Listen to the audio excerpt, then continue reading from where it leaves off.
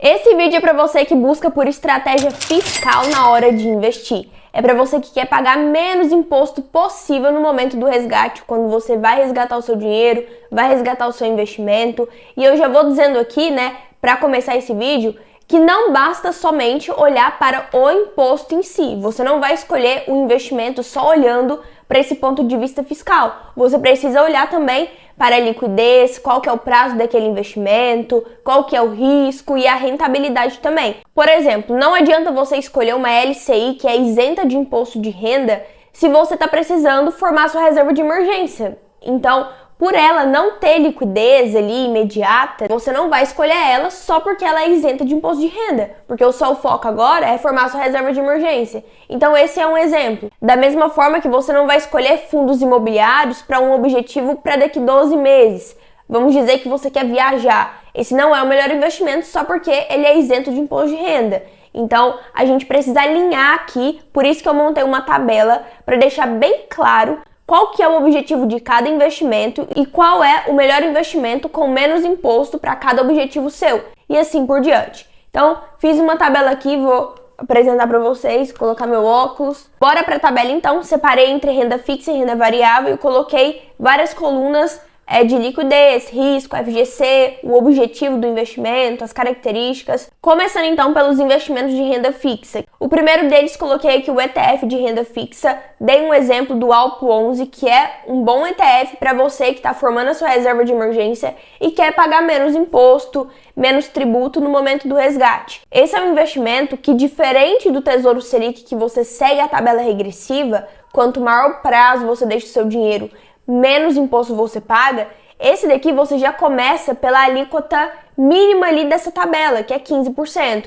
Então, você paga 15% de imposto sobre o rendimento. Investindo nele, você paga menos imposto, porque se você for resgatar o seu dinheiro daqui a um mês por conta de emergência, o objetivo dele é reserva de emergência, você não vai ter que pagar aquela alíquota máxima de 22,5% da tabela regressiva, porque ele não segue essa tabela, ele tem apenas a alíquota de 15%. Ele é um investimento que você compra por meio da Bolsa de Valores, porém é de renda fixa, ele é atrelado à taxa Selic. Ele vai render de acordo com a taxa Selic e tem também um pouquinho ali dentro da sua carteira, do seu portfólio, de IPCA+.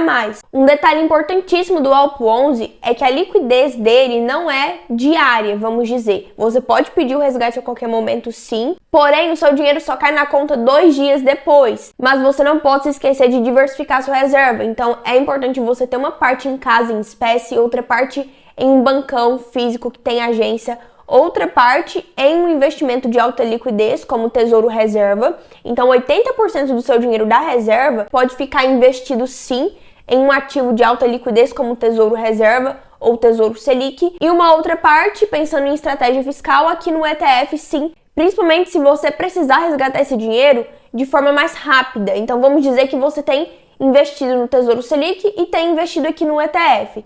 Se você for resgatar antes do prazo de 2 anos, faz mais sentido você resgatar o dinheiro que está aqui alocado no ETF, porque a alíquota de imposto vai ser menor em relação ao Tesouro Selic, por exemplo, que daí, dependendo do prazo que você deixar, você pode pagar até 22,5% de imposto. Se tratando do risco, é baixo, porque ele segue a taxa Selic, porém não tem FGC, por se tratar de um investimento de bolsa. O principal objetivo desse ETF é formar sua reserva de emergência, mas de forma inteligente, pensando nessa estratégia, ou até mesmo um caixa ali para oportunidade, até mesmo para sua empresa. E também é um investimento mais eficiente do que fundos tradicionais. Galera, um detalhe importante, eu não estou colocando nenhum investimento aqui que eu não investiria. Então, para deixar bem claro, todos esses investimentos aqui eu compraria se fizesse parte do meu objetivo, da minha estratégia naquele momento.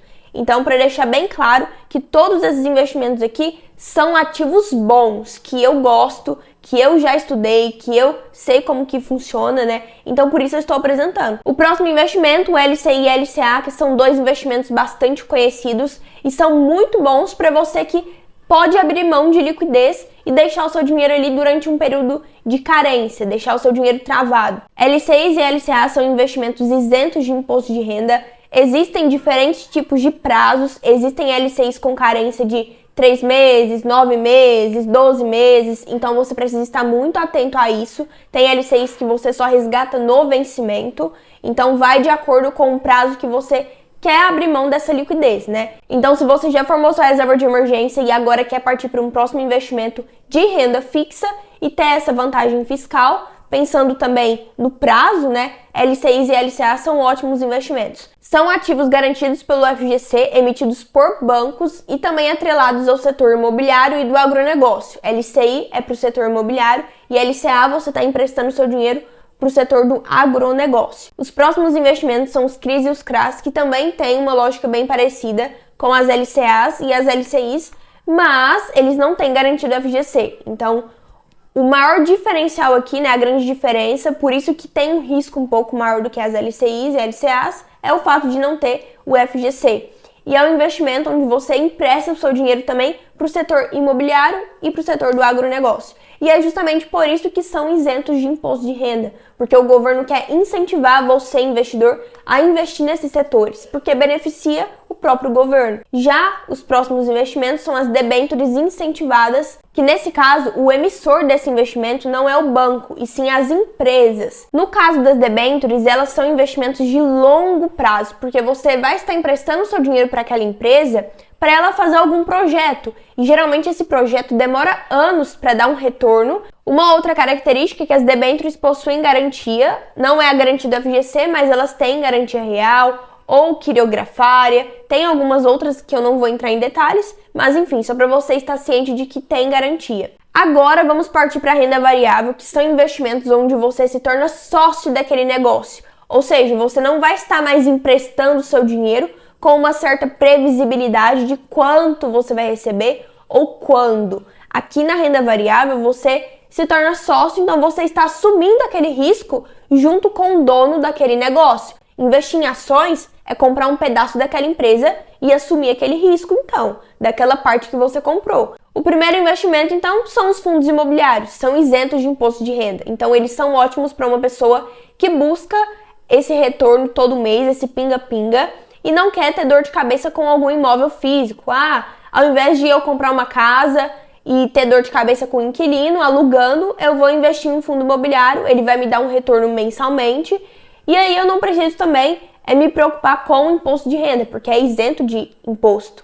Nesse caso, então, os fundos imobiliários são ótimos para isso. E é claro que você vai diversificar sua carteira, vai investir em várias empresas, não vai focar só em um fundo imobiliário, pelo amor de Deus. Então, nesse caso, o objetivo é para quem quer renda passiva. E a característica é receber aluguéis mensais, uma diversificação imobiliária, sem comprar um imóvel físico de verdade. E lembrando que essa questão de isenção de imposto de renda vale apenas para os proventos. Não se trata aqui da venda. Se você for vender o seu fundo imobiliário, você paga o imposto, né? Se você lucrar. Então, se você obter ganho ali na venda, você está sujeito a pagar esse imposto, sim. Agora vamos falar das famosas ações. Caso você tenha um objetivo de valorizar sua carteira de investimentos, pensar a longo prazo e já aproveitar e ter essa estratégia fiscal, as ações é um investimento que não pode faltar na sua carteira. Então, se você quer ter uma valorização, quer receber ali os dividendos, de certa forma, né, eles estão isentos de imposto de renda, porque depende ali do valor que você estiver recebendo de dividendos.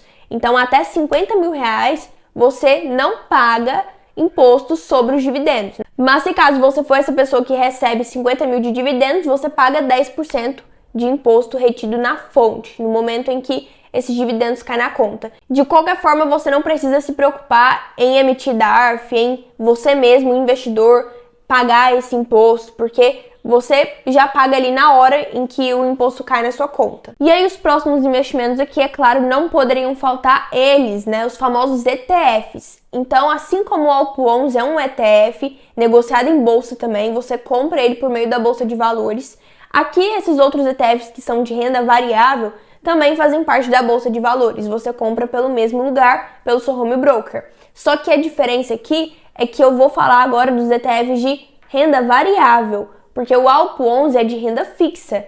ele replica a taxa Selic. Da mesma forma que os ETFs de renda variável também vão seguir um índice específico. Por isso que quando a gente investe em um ETF, é um tipo de gestão passiva, porque a gente não está escolhendo os investimentos que é colocado ali dentro daquela cestinha, né? Então imagina que é uma cestinha, o ETF, e dentro existem várias empresas. Aqui no caso é de renda variável, por isso que a gente fala de empresas. Se a gente for usar o exemplo do IVVB11, que é o ETF internacional, né, que replica o S&P 500, S&P 500 é o índice. As empresas que estão dentro desse ETF são as melhores. Por isso que é uma gestão passiva. Não foi eu que escolhi essas empresas. Diferente do que se você mesmo montar a sua carteira ali de forma ativa, uma gestão ativa, né? Então, essa é mais uma diferença importante que o investidor tem que saber. E o ETF, no caso, é um investimento bom com estratégia fiscal, porque você paga imposto sobre apenas o ganho ali na hora que você for vender, for realizar a venda. Até lá você não paga, isso é ótimo, né? Então não tem come cotas, assim como alguns fundos de investimento. Esses fundos também setipados são ruins, então não vale a pena. Por isso que eu trouxe aqui os melhores investimentos isentos e também os que não são isentos, mas que têm benefício fiscal. Essa foi a nossa tabela então, galera. Até escureceu o dia aqui, tive que ligar a luz, mas esse foi o vídeo. Eu espero que você agora tenha entendido melhor quais são os investimentos isentos e com estratégia fiscal. Eu trouxe, né, fiz esse apanhado geral para trazer mais clareza, para você ter mais esse conhecimento de valor e até investindo quando a gente busca melhorar as nossas finanças, a nossa vida financeira, a gente também tem que pagar imposto, né? Então como é que faz se a gente não tiver essas estratégias fiscais? Deixe aqui nos comentários quais desses investimentos você já investe. Eu vou ficando por aqui, meu nome é Isadora Cecília e esse é meu canal Eu Tô Rica, que tem tudo sobre finanças menos a desculpa. Te vejo no próximo vídeo. Tchau!